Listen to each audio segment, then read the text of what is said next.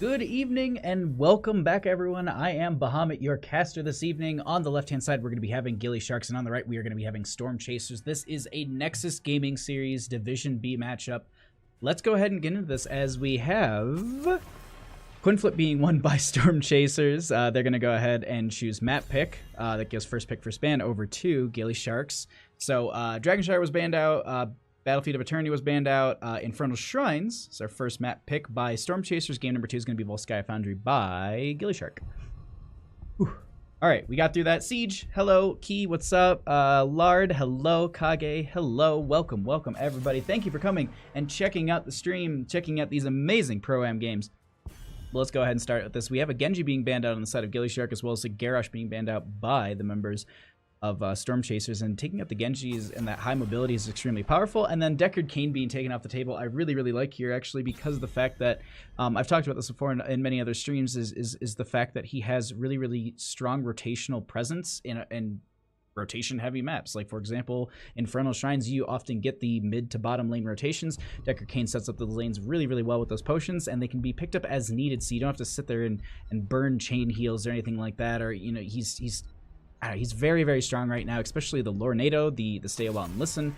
There's just so much to him that I really wouldn't want to deal with. So the taking him off the table is strong, and then we're gonna have Storm Chasers taking off that Asmodan, but they're gonna go ahead and snap pick the Alexstrasza in the first slot. And to be honest, gillyShark, I think that's a strong, if not S-tier pick. I don't know. Alexstrasza on this map is great because of her point control. Dragon form is basically double healing. You've got actual physical control over the shrine. You can then displace. That's a Cho'Gall 1-2. Well, tell your friends, tell your family, we have a 1-2 Cho'Gall on Infernal Shrines. All right, I like this. And I think you just take Tychus or Malthael at this point.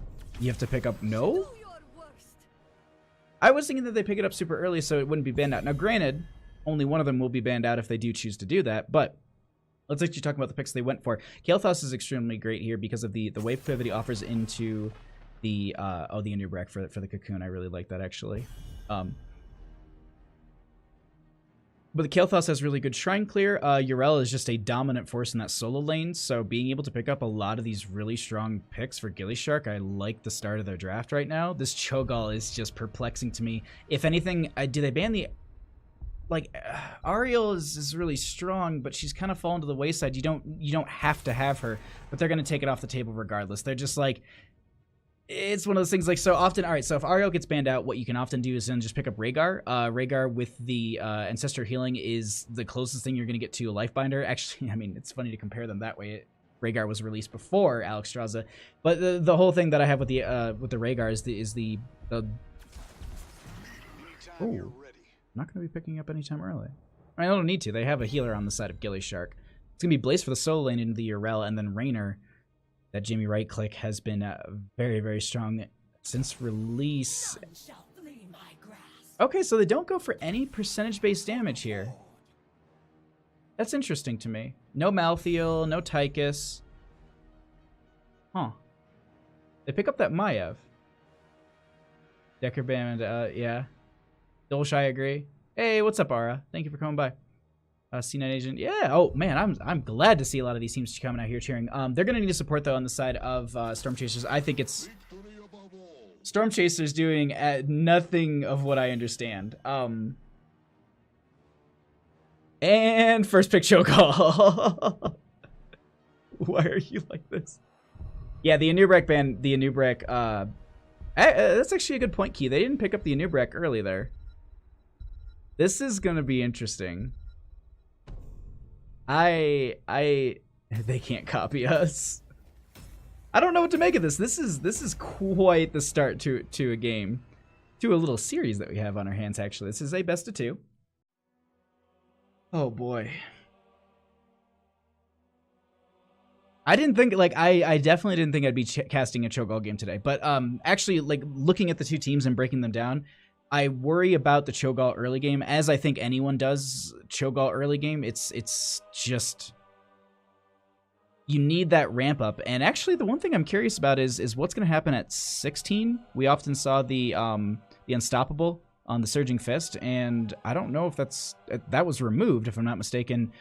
So we'll have to find out as we get here into game number 1.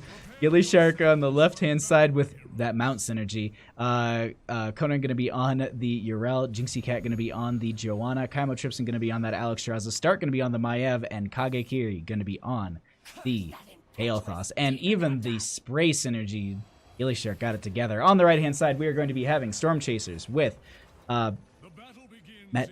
I did this right before, and I was like, yeah, I got this. Materium is going to be on the Blaze. We're going to be having Mir Kraton going to be on the Stukov. Narktiff going to be on the Raynor, and we'll have Velkets. That's actually pretty easy. Is going to be on the Cho'Gall. Let's get into this game 1. We have the solo laner Blaze already in the top lane. We're just going to have Yrel rotate up there as well, and I wouldn't be too surprised just to see the 4-member rotations begin between mid and bottom. We actually have Stark going to be going ahead and rotating down just ahead of time just to kind of get this faster experience soak here. Meanwhile, though, mid, this is going to be the fun of it all, where we're going to be having some clears, some contest, but definitely some poke damage going to be coming out from the members of Storm Chasers. I'm really liking that Cho'Gall and oh, it just went away. I'll try and catch it next time. The little skin update there to have for the Viper skin for Stukov, having that little Viper in the center, that was really cool actually. Little things that I'm just noticing with that skin. He can back up into the top lane. Some kind of everlasting battle between these two solo laners. We'll see. We'll kind of keep our eye between these two, but overall it seems to be going fairly even. In this mid, though, we have some damage coming out. A lot of resets going out for Stark on the Fan of Knives. Not going to be getting a kill, but definitely making them have to back off a little bit here. Narktiff going to have to, I think, actually tap well at some point. Making sure that they stay alive. They don't want to get burned too quickly down. Now, the one thing to note is we will have the objectives popping up in about a minute and a half, so look to see exactly this. Camp's going to be starting to be rotated on. We'll have some more wave clear from the members of Storm Chasers, but they're going to need to go ahead and grab the siege camp on the right-hand side here soon, just to create some added pressure in the lane. We often see this this bottom camp grab, but with the first shrine going to be picked up in that bottom lane, I wouldn't be too surprised to see a higher priority onto the bruiser camps, just because that is the opposite lane. You can get a lot of pressure and then force rotations into that lane, or at least keep Blaze there for a little bit of a longer time. We'll have to see, though, as we just continue to get rotations between the two teams. I will say this, experience-wise, just about even. Really a small lead for gillyShark, but we're talking, I think, within the hundreds, not even. At this point, though, 4s will be achieved almost simultaneously. And these two teams will continue just to soak up a little bit here and there. This bottom camp, though, going to be scattered out. They will have the vision from the eye. They want to go in for the fight. I don't think that they were expecting here. They kind of put out all the vision and everything, and then they backed right out of here. But this is 4v4. Yrel is actually in that mid lane getting the clear onto this. They're going to go ahead and step forward with Stark. Not going to get the blink forward. The silence will be out from the Stukov at this time, forcing them off the point. There is a lot of damage going on into this Cho'Gall. Is going to have to back off, but Stark and friends are so low here. Kagekiri is going to be the first one to fall, as Stark is just within a couple hundred health. Velkets is going to get out with just a little bit over 100. They get the camp, but they lose their Kael'thas. Now, granted, the first shrine is going to be activating here in the next 5 seconds. Kael'thas will be popping up. They still need to activate it. They still need to rotate into their lanes. No pressure onto those bruisers, though. We did talk about this. I was talking about these bruiser camps being prioritized, but it doesn't look like that's going to be the case, as this Frozen Punisher will be activated by the Cho'Gall. We'll see. A little bit of a dive in. Stark going to be going ahead and getting the Umbral Bind. Velket's just going to walk forward with it and just be like, you know what? No pull-in for you. Going to continue to get these bombs poking out and doing a lot of damage. Kaimo Tripson and Kagekiri is taking a bit, though, as we have Materium diving in onto a couple of the members here. We do have 11 to 17 of the Skeletal Defenders. Dragon Form is going to be popped. That silence is going to get so much value, as Maiev will be popped here. And that is going to be another kill for the members of Storm Chasers, as it looks like they're going to be controlling this objective, and this potentially will be the first Punisher going over in favor for the members of Storm Chasers. Urel going to be rotating into that top lane, just going to make sure that they continue to get soak here from the 2 deaths that they've had. That does start to add up over time, so making sure that they're rotating and picking up these waves, this is a big thing for the team. Do like that play, as we do have Blaze still in that middle lane. 4 members from Storm Chasers going to be pushing into this bottom. And Blaze just stacking up that wave in mid a little bit more. They should be able to get 7s off of this, and easily a little bit more than the gate. I think they've got a little bit of an advantage in their favor right now on the side of Storm Chasers to see if they can get any value with it, as the Punisher actually gets baited over the wall, gets pulled very far away. We have some poke out from Stark, but it's not going to be leading to any sort of fights here. And this is the one thing that every time I'm just like, oh, check out the little Viper, and it just thank you. I have delay on. I looked over. I was like, is there no delay? Is he listening? No. But this is just going to be the clear going out into these lanes. 7-6. A little bit of a level disparity between the 2 teams. But overall, they're keeping pace on the side of gillyShark. Some poke going to be continuing to come out from this Cho'Gall, and it's at this point, these rotations, they're starting to get a little bit more and more powerful. Also, to note really quickly, Cho'Gall's level, I guess you could say Gall's level 4, sitting at 16 out of the 20 stacks necessary. This battle between these two, just stepping up and backing off. No one really losing out except for Materium's mana bar is getting a little bit low there. Cho'Gall stepping a little far forward here. Some damage going to be going out. Jinxie Cat and Stark going to be trying to zone a couple of the other members away. Narktef is just trying to get that poke damage out, but it's not working, and Cho'Gall is very far split from the team. There is the Stukov to allow for some help, but that will be the camp stolen away in favor for gillyShark, as the members of Storm Chasers, they do back off, but they're continuing to get a lot of damage out here. Getting at 17 out of those 20 stacks for the Cho'Gall on that bombs away. See what value they can get with that once it gets... It is, I believe it's an uncapped talent as well, so just getting to that first, quest point is the most important. After that, it's just extra damage. Stark is going to go ahead and get an Umbral Bind onto a couple of the members here. We will get another bombs away out. Going to finish that quest, and at this point, they're going to need to watch out for that quite a bit. The other thing to note, too, is that Kael'thas is sitting at 18 out of the 20 regen globes necessary for that Mana Addict at level 1, so that shielding will be really powerful, and that's another uncapped talent. They're going to be able to just finish out that quest and just continue to have that extra shielding. It's going to be very, very powerful for them to have.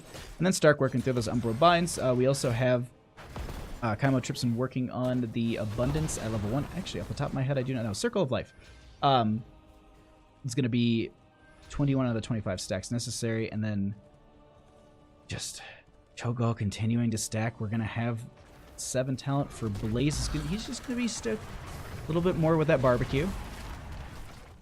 Gonna steal away this camp and playing a safe game here. I like this. gillyShark not stepping too far forward. They're not battling. They don't have as close to 10s. I mean, it's once again, the levels between these 2 teams, it's not a whole lot between them experience difference-wise. So look to see them probably achieve 10s together unless they can get a pick onto Materium here. Going to start backing out away. There will be the Umbral Bind connecting onto them. Jinxie Cat going to be stepping forward as well, but that will be the Blaze falling and a kill for the members of gillySharks. They push this camp up a little bit more as there's going to be a rotation coming out, but the thing is they've lost their Blaze. It's 10-10. Oh. Okay, that's an interesting adaptation. Okay, so we saw it actually a lot in the Western Clash. We saw Maya picking up the, oh boy, it's on the tip of my tongue, and I don't want to look at the talent. Containment disc. Boom. Nailed it. All right. Sorry.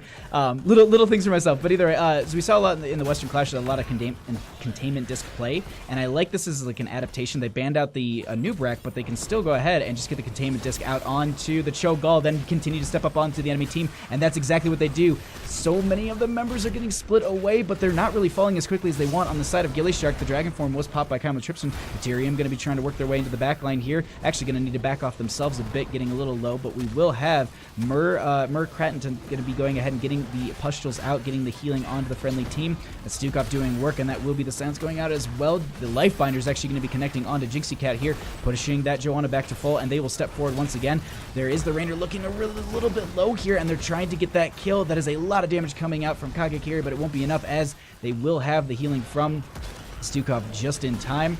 Going to continue to spread that pustule around, but this is going to be a Punisher in favor for the members of gillyShark, and they want to continue to work on these members. There is going to be the knockback from Kong, and I do think this is going to be the Blaze falling here, trying to just delay this out for a couple more seconds. But that is going to be Kael'thas's Chain Bomb going to be doing the work they want. Now, Punisher, 50%, actually falling very quickly here. They get the gate, and I don't think they're going to be expecting much more than that. Sometimes you see them go for the well, but they'll be backing off here, just letting the Punisher do its work. They're going to need to go ahead and soak up these lanes, but they've evened it up at this point. 2-2 in kills, a very, very even game between these two teams.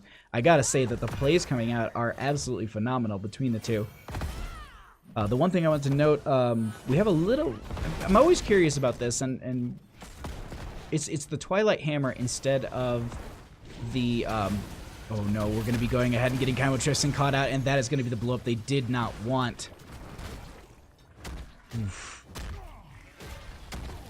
That pick right there, that was good. And you know what? I started talking about like, oh, the Twilight Hammer. Well, that stun is really, really impactful to be able to deny any sort of dragon form or even just like that 1 second where you can then continue to blow up onto the one hero. That is huge for the team.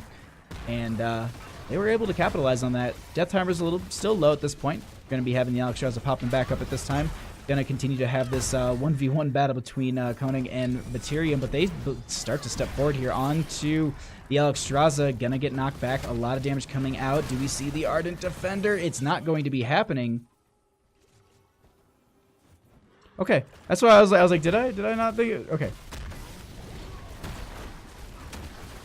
Oh, it was okay. Sorry, it was on cooldown. I was looking at the bottom, and I was just like, it's not on cooldown. Well, of course, nothing's on cooldown down here.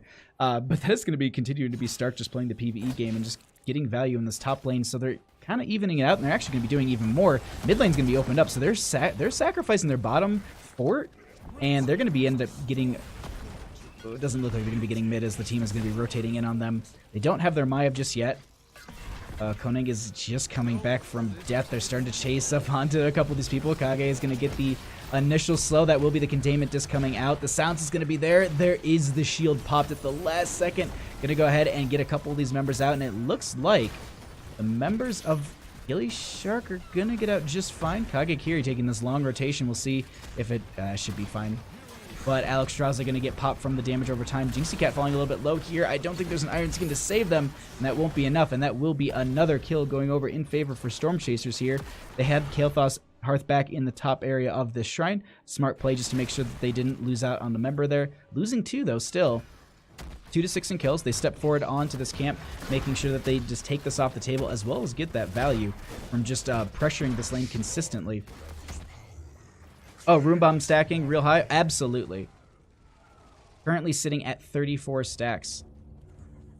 And that's, I gotta say, it's how much, like, it amounts to so much over time as well. I mean, Fuel of Flame, like, that's another big thing too. That's what I was saying, like, late game Cho'Gall is terrifying. This 13-16 range, this is not where you want to be. So it's gonna be a little worrisome. We'll have to see here.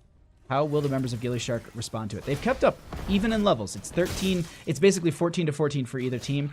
Just on that cusp, we're going to get the charge in. The knockback will be there. Stark going to be taking a little bit of damage. That is the containment just coming out as well. Stark actually going to be going back into the enemy team, trying to get some damage. The silence is going to be out as well. Lifebinder connecting onto the Maiev at this time, and they push back into this fight. They get the kill onto the Rainer, and that's what they've been looking for this entire game. And with that, I think they're going to be trying to get a little bit more, as Materium is getting the jet propulsion out, and that will be enough. But the thing is, that Rainer kill has probably secured this Punisher in favor for the members of gillyShark. They don't really want to step back up onto this too much without their Rainer. And the other thing to consider too, they grabbed this camp in top lane. That was big for them on the side of Storm Chasers. This is going to get a lot of value. It'll probably take down this fort easily. I don't think they're going to be able to deny this unless they want to give over some of this Punisher. We're going to have to see here. Do they step forward? No. And that's going to be the Arcane Punisher picked up in favor for the members of gillyShark. The Maiev is going to be, the Yrel is going to be rotating in the top lane, but you can see this has already been stacked up so much. They're not going to be able to get a defense on this. So a fort going to be falling in favor for the members of Storm Chasers. But it only puts them into 15. Doesn't put them into that 16 range. Rain are going to be back at this time. Full group. Yrel is actually going to be in that top lane, so they don't have the full stack. The jump is going to come out onto Felkits.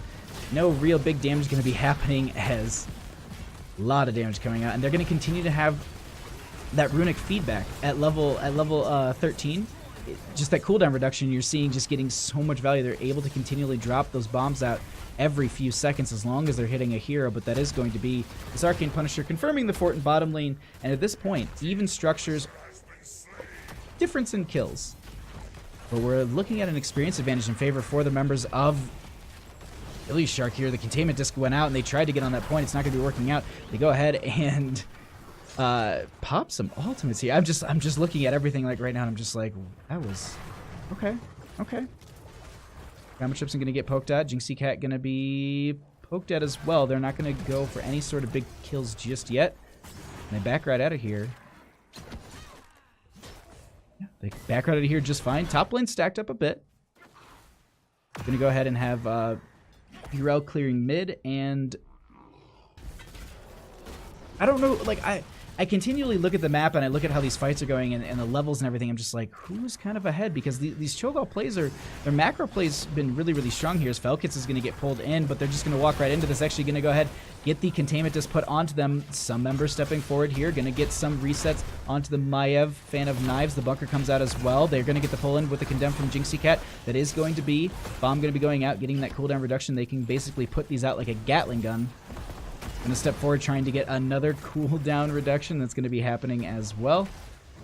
They get the clear onto this, and some back and forth, no kills, just some... Oh, gonna get the pull in. That is also going to be the nullify onto Felkits. Not gonna be getting... Not gonna be chasing any sort of big kills. Is nullify? No, it's not nullify. Pacify. I think nullify was like another version of it. Really, really close chase. Those are some sick peels. Speculation. They were. What's up, Vader? How you doing? Thanks for coming by. Low Country Punk as well. Containment disc going to be coming out from Maiev at this time. They're trying to step up a little bit further. The blinds will be going out from Jinxie Cat. Going to step up onto Materium. There is also going to be a lot of damage going out. That silence from the Runic Bomb, and you can also see that they're continuing to be throwing these out. Not going to get the cooldown reduction needed there, but they try to get the kill. Not going to be working out for them. Just really quickly trying to just say hi to everybody in chat. Persephone, Godspeed, Cursed, Malurum, thank you all for coming by, checking out the games. A little bit of poke damage coming out. They're gonna actually just steal this away. They don't want to fight on to this point at all, onto this Cho'Gall. And this is actually where we see Cho'Gall excel. In a lot of these situations where it's come fight me over this point in this constricted area, this is exactly where Cho'Gall really, really gets a lot of value. This is why I was really harping on the Tychus or the Malthael here, just to getting that percentage-based damage onto the Cho'Gall. It seems like gillyShark is struggling just to get enough damage out, and I do like the containment disc, but unfortunately it doesn't offer what the Anubarak Cocoon offered, which is that longer shutdown. And I think the timer on that is a little bit longer. Stark is going to be stepping up onto this point. Going to get the Umbra Bind onto a couple of the members, going to be pulling them in. That is going to be the containment disc going out as well. There will be the Phoenix out from Kagekiri. That is also going to be the mold block from Felkits. They're getting so low, and they just need that little bit of finishing damage. So many of the members on the side of gillyShark are getting low themselves. They're going to need to stay alive here as Cabo Tripson's doing their best to keep them up. And that is going to be the Maya falling at this time. No one dying on the side of Storm Chasers. So low is the Cho'Gall. But it looks like at this time, they're going to try and just get a few of these Skeletal Defenders in their favor, clear this up, just make it a little bit more difficult for the Storm Chasers to get this. That is going to be the Iron Skin popped by Jinxie Cat, and they'll back off. But it is 16. 17 Skeletal Defenders, so they're almost halfway here. Looks like Kagekiri is going to be trying to poke on this, but I love this play here. You can see how they're pulling the Skeletal Defenders to their side so that Kagekiri can't get the poke damage from that Kael'thas with those Flame Strikes. Meanwhile, though, in top lane, Koenig is going to go ahead and get the clear onto this camp. As we noted earlier, this camp can get so much value if left alone, and it will just go ahead, it will push down forts, it will push down keeps. But with Maiev just popping back up at this time, that will be the Frozen Punisher in favor for the members of Storm Chasers. Now on the side of gillyShark, this is probably the best lane to give over a Punisher. They've still got their gate, they've still got their fort, they've still got their well. And at this point, they'll just kind of rotate around the map slowly into this. The Punisher will get some value, but they'll regroup into this. Oh, Stark setting up for a flank? Jump going to be coming out. They're going to continue to pull it over by this keep. Stark's still sitting in the bushes there. I don't think there's vision from the Cho'Gall. Going to start poking out with that Runic Bomb, getting those silences out. That's going to be huge for those members. It looks like at this point they're going to be looking for that backline. Oh, not going to be happening just yet. The containment is actually going out. I think it was meant for the Stukov at that time, but they back out of here. No big kills, but They get the fort. That's the big thing here. A lot of value going into that mid. Oh, they're going to step right back up onto this. Silence going to be going out as well. A lot of damage going out onto Jinxie Cat, but without being able to use the Iron Skin, that is just so much value and so much damage going out, but that will be healed up by Chymotrypsin. The other thing to note really quickly, bombs away. 74 stacks. Just throwing that out there. That's a lot of stacks on that rune bomb. Meanwhile, though, they will go ahead and just start to pick up these camps. Now, gillyShark are going to go ahead and get the clear onto these waves, and overall, this is pretty much really the only play that they have. They need to turtle up here because they can't fight into the Cho'Gall, especially with their Yrel being in that top lane trying to push that out as well. It's kind of, I wouldn't say the race for 20s, but it is definitely what teams are kind of going for. If they could get it before the next Punisher, that'd be huge. I don't think the timing will work. It'll be close, actually. Oh, this bush. They have no idea where they are. They need to rotate for their mid lane clear. Jinxie Cat using that shield glare. This is just tense. Do I have the key? Do I have the keys memorized? Hold on. I don't. I thought I had the hotkeys. There's a way to switch between visions. That is going to be the containment just going out. They just shut down that any sort of blow up potentially. They just go ahead and shut that down right away. Meanwhile, though, this allowed this mid lane to push up a little bit, and I actually got to say that time setting in the bush, that was actually more beneficial for gillyShark than anyone else, because the fact that it allows the lanes just to come up to them. With all the lanes being pushed out, like for example this top lane, they can't rotate on that and push that up because Cho'Gall, every single Cho'Gall fight they take is a little too risky. Gonna get some blinds in on here. Are they going to be stepping up? That's the question. Stark going to be getting the pull in onto a couple people. That Will the Bless Shield coming out from Jinxie Cat. The Molten Block is going to be there. They also go ahead and pop Gall's Heroic. That is going to be a lot of damage coming out. No kills, but a lot of this team has been separated from each other. They need to get out of here, and they make the disengage, but holy moly, that was risky. Members of gillyShark getting out. So, I gotta say, that Runic Bomb that goes out, you can just see it takes so much health, and then it's also the silence. And then you have the Molten Block with the Twisting Nether underneath it. So you have everyone standing around waiting for, you know, oh, the Molten Block will end and then we'll go ahead and get the kill. But the thing is, Twisting Nether is going to be there and you take so much damage. They come out of the Molten Block and then you have the silence as well as the burst damage out from this Runic Bomb. I gotta say, the members of Storm Chasers are playing this Cho'Gall so great. And this late game Cho'Gall is exactly what I had said in draft to fear. This is not something you want to deal with. It is really, really hard to kill at this point, and we are approaching that 20 mark, which I believe death timers, you can go for death timer reduction, you can go for extra damage even when Cho's dead, with the Psycho something. I can't remember off the top of my head. We'll see here if they pick it up. It's just going to be the Will of Gall. Okay. And then Hour of the Twilight. And so they will be reducing death timers. Okay. Sorry, I don't know my Cho'Gall talents off the top of my head.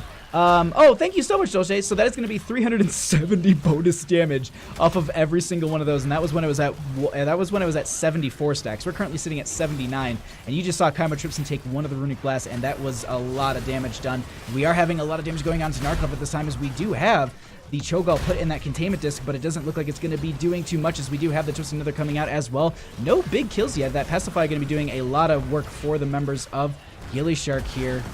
No one really stepping too far forward here, as we have a lot of damage actually going to be going out onto Materium. The bunker will be dropped here, as well as the Molten Block. We have Felketz is getting a little bit low here. The Flailing Sweat comes out from the Stukov. They get another silence out onto 3 of these members. That's a lot of burst. 82 stacks sitting on that Runic Bomb, but they need to back out of here, as Cho'Gall's like, you know what, I might be able to poke on this. Let me just do that. 37 out of the 40 stacks necessary. They're starting to burn this down. They want to make sure that they don't get the poke onto these skeletal defenders. Jinxie Cat trying to just block it, but it won't be happening, as that will be the last 3 picked up in favor for Storm Chasers. They've got a camp in bottom. They've got a camp in top. This is looking dire for the members of gillyShark here.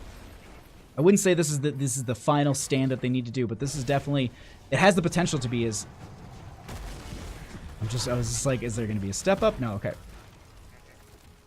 This is a 23-minute Punisher, and this is the reason why I'm just saying this. This could be the final. This could be the final call.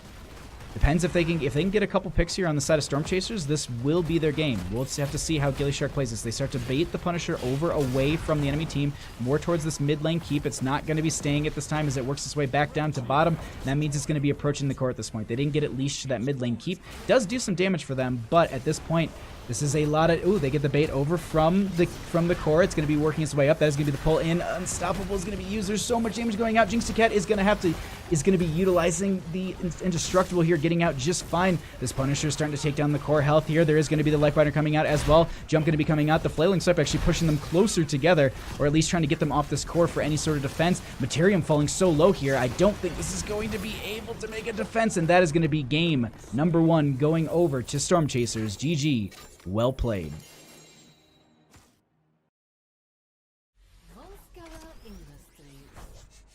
Woohoo! All right, let's go ahead and see what we get here. Now, the big question is, do we get a Chokeall ban out from gillyShark? That's the question that I have. Sky Foundry, I absolutely think you ban out the Chokeall. If it was, I don't know, if it was that worries, I don't know, if it was that strong, I feel like you need to, but we'll find out here. Really quickly, let me update you on what the maps were, coin flip, all that. Storm Chasers, they went ahead and won the coin flip. They chose map pick. They banned out Dragonshire. BOE was then banned out by the members of gillyShark. First map was chosen by the members of Storm Chasers. That was Infernal Shrines. Game number 2 was chosen by gillyShark, which is Volskaya Foundry. Garage going to be the first ban. Dolce, thank you for the follow. I appreciate the support. Thank you all. McDonald's was great. No regrets. I seriously, like, I think after playing Hero League, I just need to go and get, like, Taco Bell. Or, like, I just need to get something that makes me feel the same way this game makes me feel. I absolutely love it, but... No, that just like that shot of you with that 1,000-yard stare, just that was I know that feeling so well. But a Tracer being banned out, as well as a Jimmy right click, they don't want to have that in the lane. Asmodean being banned out once again. Best hero in the game. We can't get a Chokeall first pick, obviously. It's not in the 1-2.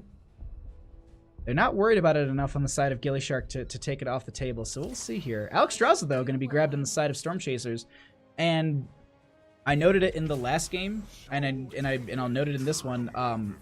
Oh, that's going to be a Phoenix on the side of gillyShark so quick, unless it gets banned out. But my point was, for Storm Chasers, the Alexstrasza is so strong on this map because of the same points I was making on Infernal Shrines. Alexstrasza on point control maps is huge.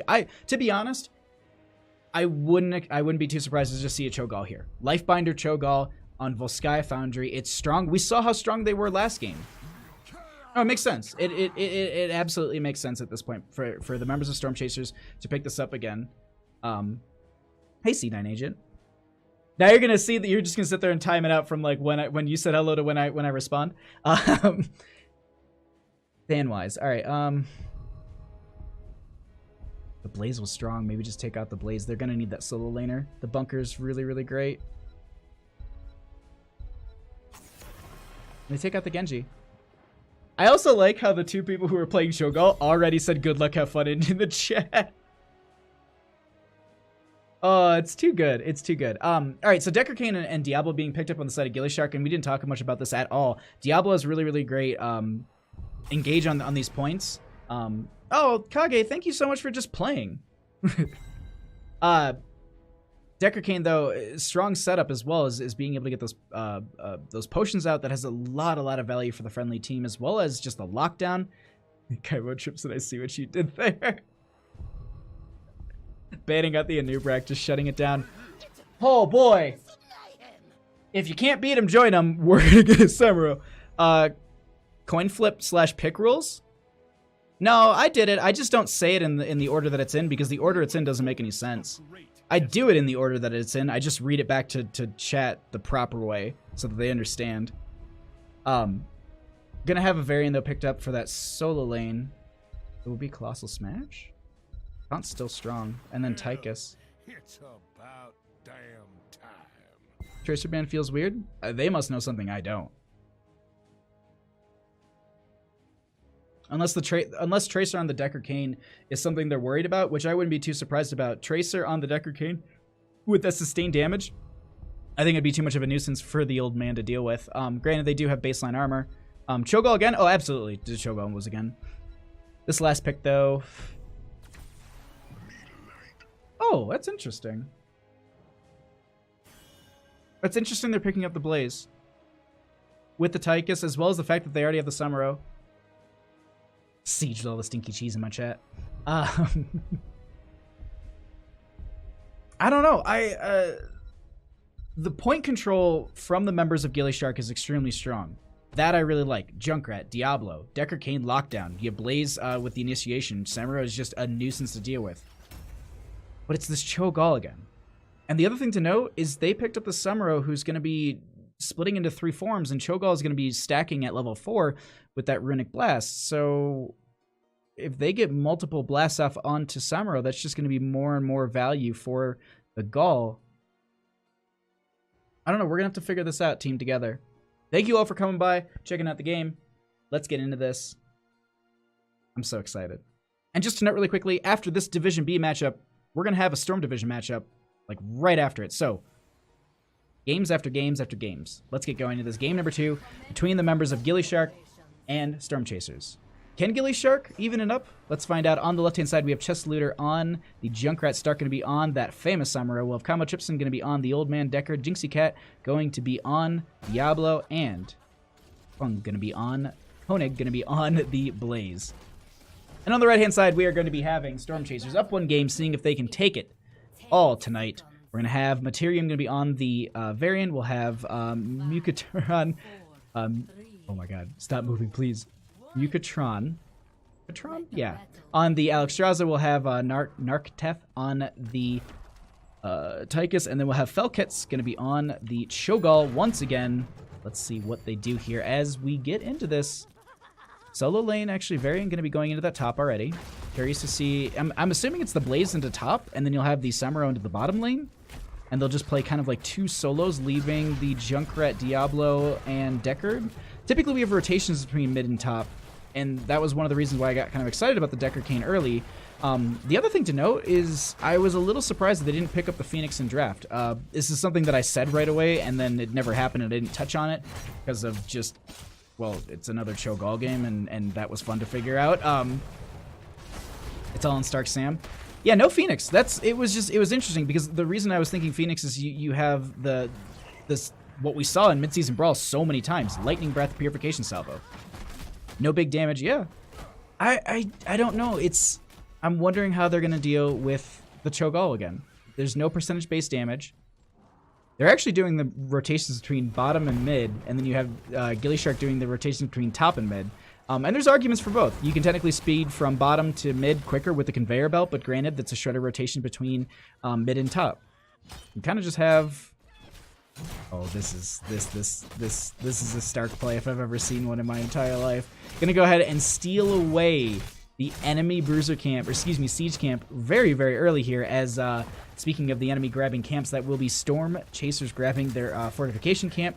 Bottom lane, we'll just have rotations once again. We just have the Cho'Gall just continuing to soak. The other thing with doing the rotations that they've been doing, it also allows Alexstrasza to get more stacks on that Circle of Life at level 1. And that's a huge thing. Divine Faith, thank you for the bits. I will resend those once we get out of this game. I appreciate that support. Thank you for cheering. Sorry, I am also modding at the same time. There we go. All right.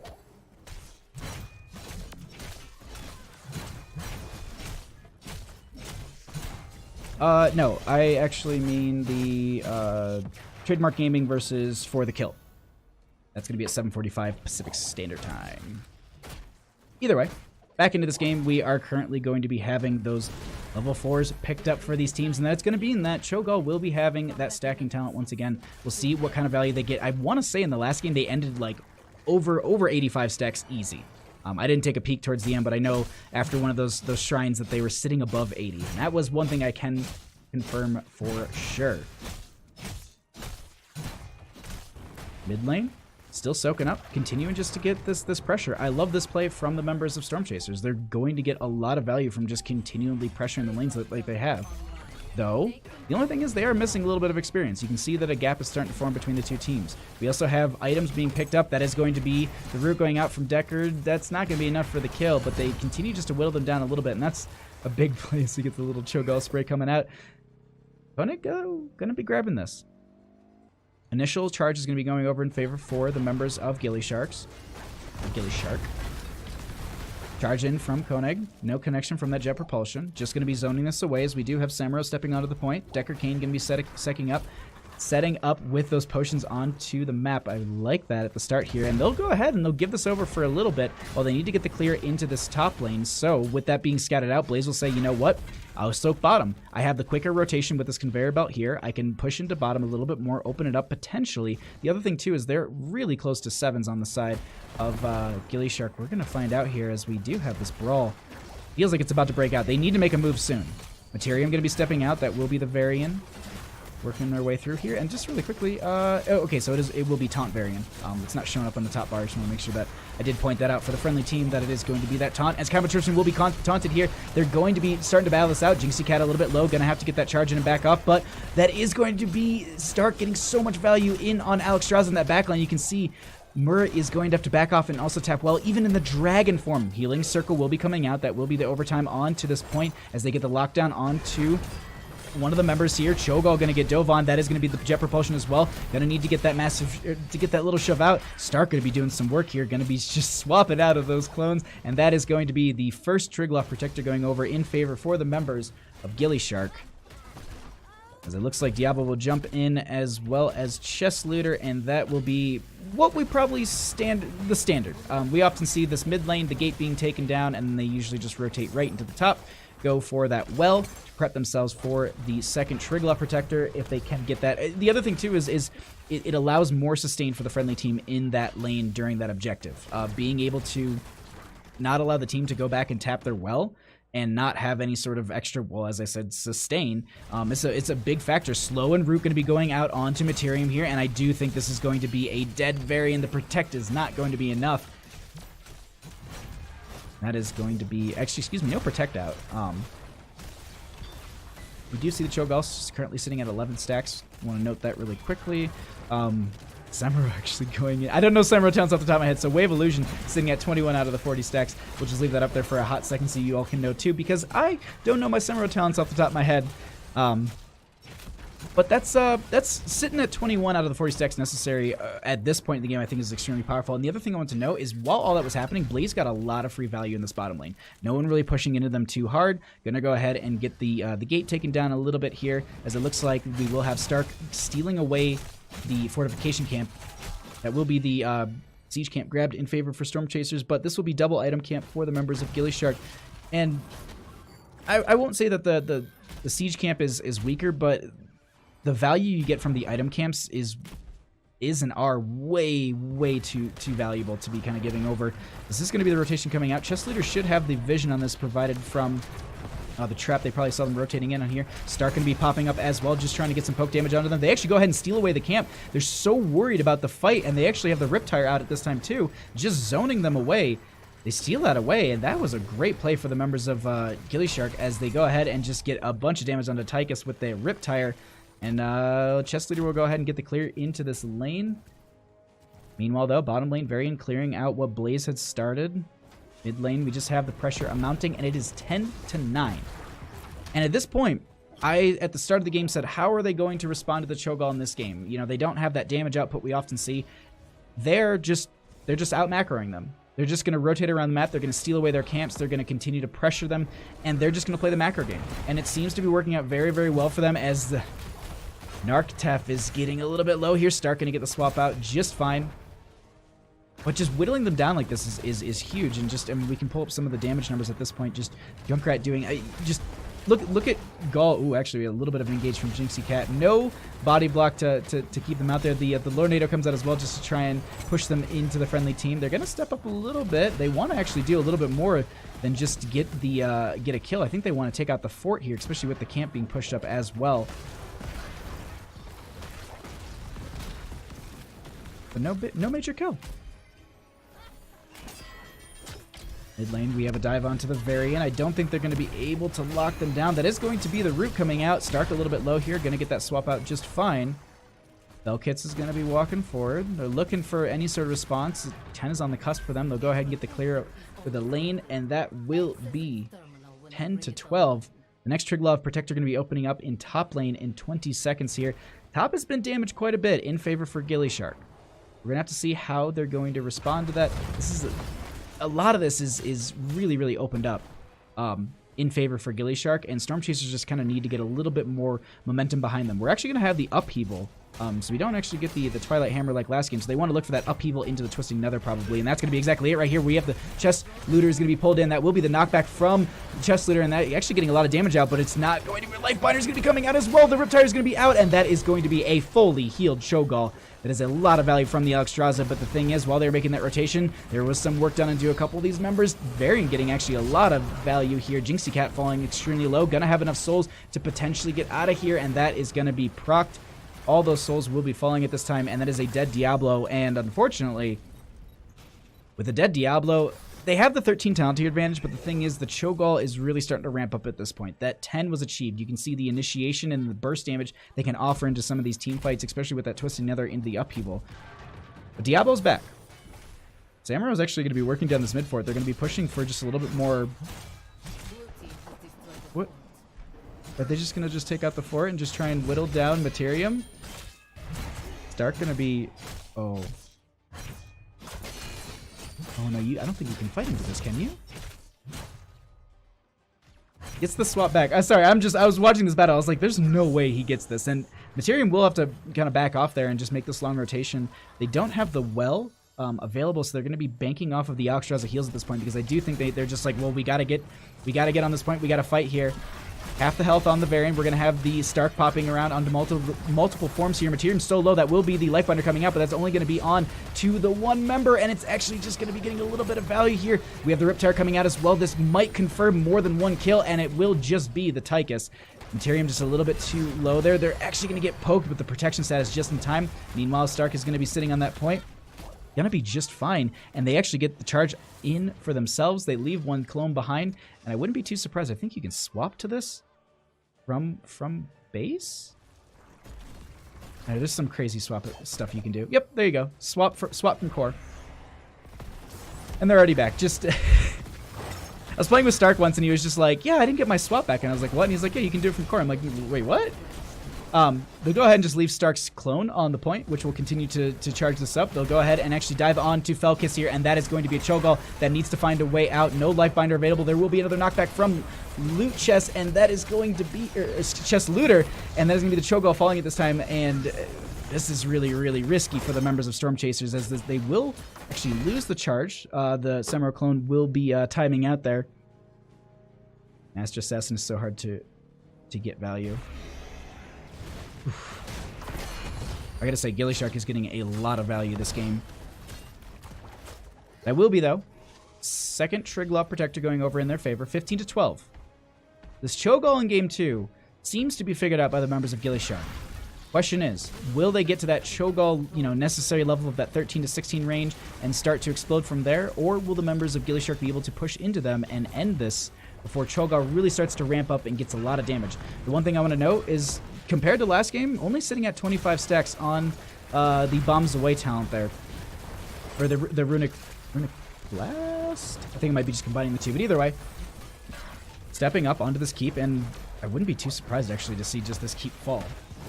Will be the upheaval coming out from the Cho'Gall. Camera Trips are going to be jumping into the bunker, the entire team jumping into the bunker, just playing fine. Stark going to be getting some damage onto Narktef, and you're gonna actually just be working on the keep here. They're actually getting that Lornado into the Cho'Gall, and it's gonna be separating them from the team. There is no friendly way back into this as they get the shove out, but the thing is, there's still a team looking for them. Riptide gonna be coming out, and that will be the Cho'Gall, not even getting the Lifebinder hit. And with that death, I wonder, do they push further onto the core, or do they rotate back out and prep themselves for the next objective? Jinxie Cat also finishing the necessary souls for the revival, but they go ahead and they want to end off of this. They say, you know what, your Cho'Gall's back in the next 15 seconds. Lockdown coming out from Decker Kane, there will be also the knockback, and they're starting to work onto this core. The Flame Breath just 360ing onto the Varian. We have Stark going ahead and popping those multiple forms. Jinxie Cat getting a little bit low here. Gonna need to find a way out, or at least just not die, as we have 30% left on this core. This is a risky core attempt, and it's going to be knocked down, and that is going to be the members of gillyShark evening the series out. GG, well played. 1-1 in the series.